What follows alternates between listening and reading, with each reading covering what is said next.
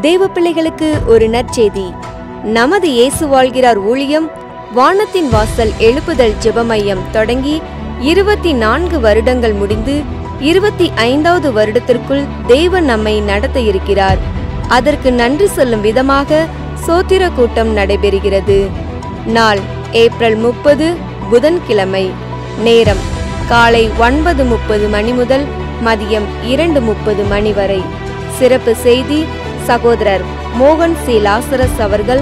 இனி வேறு புத்தகம் படுக்கையில பக்கத்துல தான் இருக்கும். காலையில எழுந்த உடனே முதலாவது அதிகாலையில வசனத்தை தியானித்து ஜெபித்து தான் எல்லா வேலைகளையும் நான் செய்வேன் என்று ஒப்பு கொடுங்க. நீங்க செய்வதெல்லாம் வாய்க்கும். பாடல் ஆராதனை மற்றும் ஜெபம் சகோதரர் எல் வின்சென்ட்ராஜ், சகோதரி கலா வின்சென்ட்ராஜ். இடம் வானத்தின் வாசல் எழுப்புதல் ஜெப மையம், செம்பட்டி, திண்டுக்கல். தேவ பிள்ளைகளே, இந்த சோத்திர கூட்டத்தில் கலந்து கொண்டு தேவனுக்கு நன்றி சொல்லியும் தேவ ஆசீர்வாதங்களை பெற்று செல்லவும் உங்கள் யாவரையும் அன்போடு அழைக்கிறோம். மேலும் விவரங்களுக்கு கீழே உள்ள தொலைபேசி எண்ணை தொடர்பு கொள்ளுங்கள்.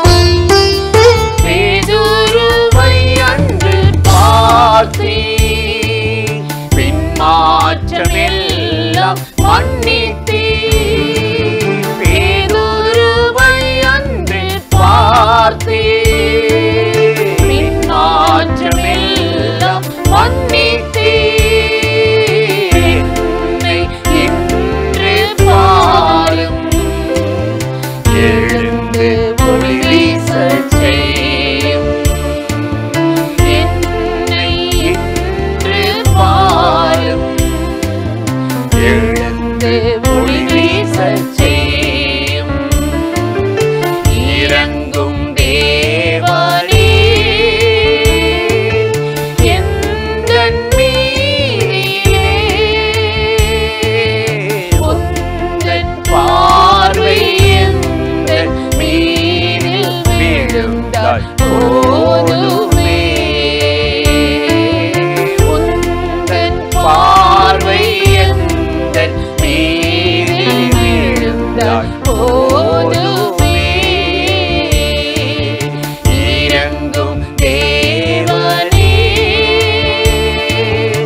எந்தன் மீதிலே உந்தன் பார்வை எந்தன் மீதில் விழுந்தால் போதுமே.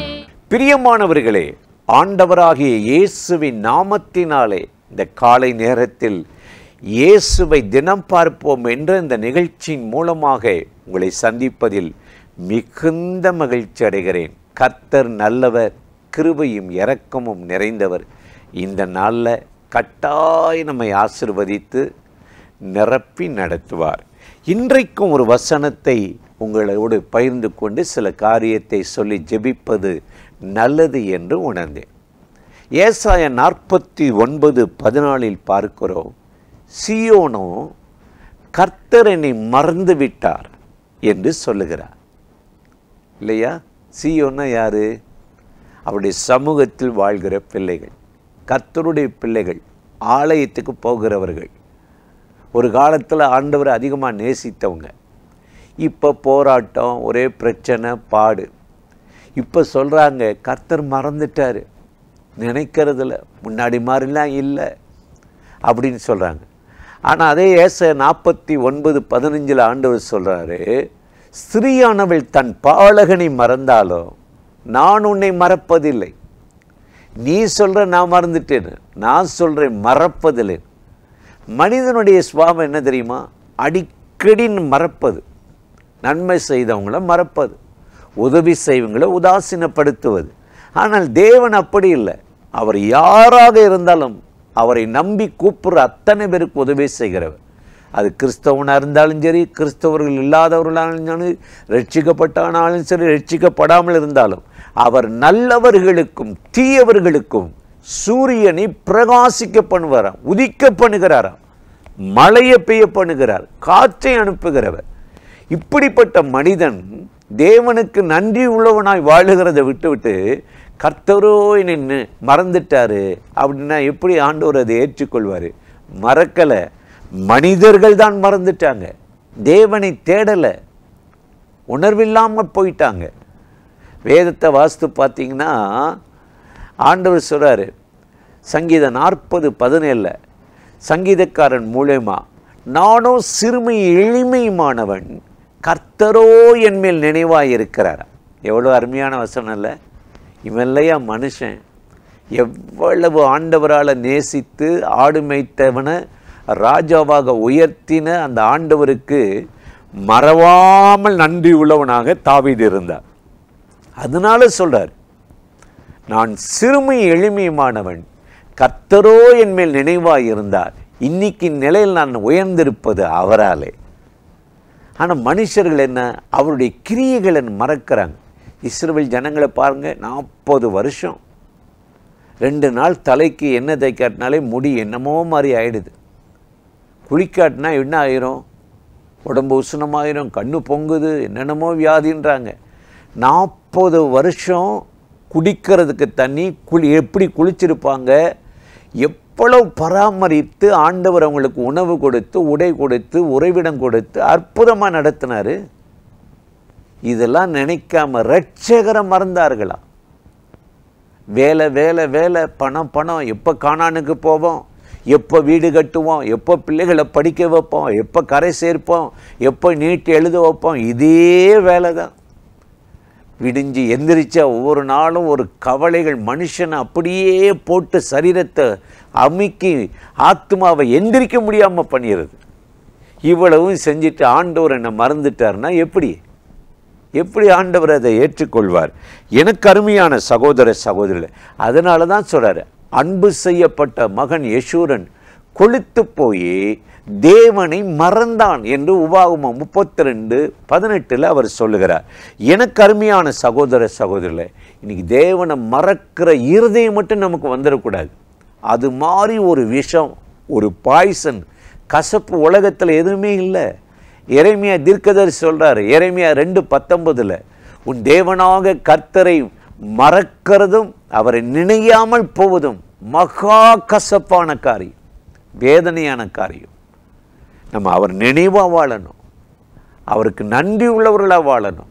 அதனால தான் பேதுரு எழுதுகிறார், 2 பேதுரு 1:9 வாசிக்கும்போது, இவைகளை இல்லாதவன் எவனோ, அன்பில்லாதவன், இரக்கம் இல்லாதவன், பரிசுத்தம் இல்லாதவன் எவனோ முன் செய்த பாவங்கள கழுவப்பட்டதை மறந்து, ரட்சிக்கப்பட்டதை மறந்து, இயேசுவின் இரத்தத்தினாலே சுத்திகரிக்கப்பட்டதை மறந்து மனமோன போக்கில் போகிறான்.